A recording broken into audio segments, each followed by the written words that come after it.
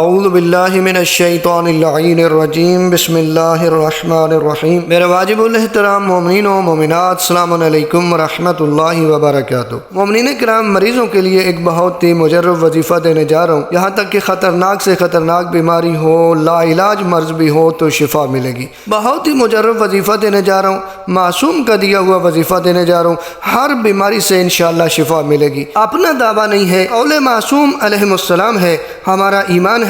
جیسے ائمہ معصومین علیہ السلام ہم پر حجت ہیں، ایسے ان کے فرامین بھی ہم پر حجت ہیں۔ اکثر لوگ شکایت کرتے ہیں، ہم وظائف کرتے ہیں، آپ بتاتے ہیں، اثر نہیں ہوتا۔ تو میں بتانے جا رہا ہوں کہ اگر امام کے بتائے ہوئے وظیفہ پہ ہم عمل کرتے ہیں، اگر اثر نہیں ہوتا تو ہمارے اندر کمی ہو سکتی ہے۔ امام کے بتائے ہوئے وظیفے پہ شک نہیں کیا جا سکتا چونکہ قول معصوم ہے۔ ایک شخص نے امام جعفر صادق علیہ السلام کی خدمت میں عرض کی کہ میری دادی لا علاج مریضہ ہے، اس کی صحت و تندرستی کے لیے مجھے کیا کرنا چاہیے؟ تو آپ علیہ السلام نے فرمایا کہ ہر واجب نماز کے بعد سجدے میں یہ اسماء الحسنہ پڑھو، یا رؤوف ہو، یا رحیم ہو، یا رب، یا سیدی۔ بڑا آسان سا وظیفہ ہے۔ نماز واجب کے بعد ایک سجدہ ادا کریں، سجدے میں جا کے آپ نے یہ پڑھنا ہے، یا رؤوف ہو، یا رحیم ہو، یا رب، یا سیدی۔ ہمیں کوشش کرنی چاہیے امام کے بتائے ہوئے وظائف پہ ہمیں عمل کرنا چاہیے۔